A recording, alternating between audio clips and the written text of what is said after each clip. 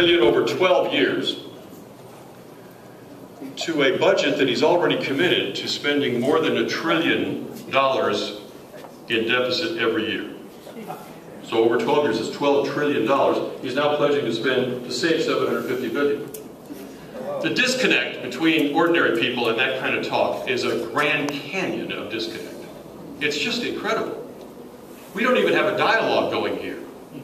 So all right, that was number one. It gets better. Here's cut 8, step 2. The second step in our approach is to find additional savings in our defense budget. Now, as Commander-in-Chief, I have no greater responsibility than protecting our national security. And I will never accept cuts that compromise our ability to defend our homeland or America's interests around the world. But as the chairman of the Joint Chiefs, Admiral Mullen, has said, the greatest long-term threat to America's national security is America's debt. So just as we must find more savings in domestic programs, we must do the same in defense. This is a president that has already cut the laser-based anti-missile defense that will keep North Korean rockets out of Los Angeles or Santa Barbara. This is a president that has already cut the United States Navy to the lowest point it's been since 1912.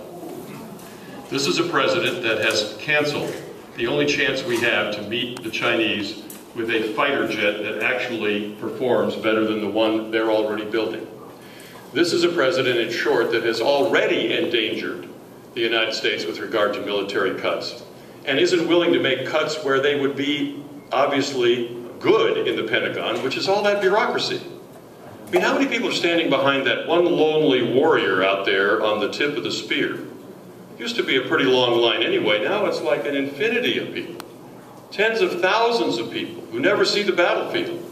Isn't there some way with modern technology we can shorten that down, save a whole lot of money, and put the money into actual defense? He's never touched that issue. One thing about Obama I've noticed, he's not a big picture guy. He's not a reformer, really. He tinkers around the edge to see if he can stay in power. There's no real sense that he's got the big picture here. Can we save money in defense? Absolutely. Do we save it the way he's doing it, by cutting important weapons programs? Absolutely not. And that's an important thing to keep in mind. Okay.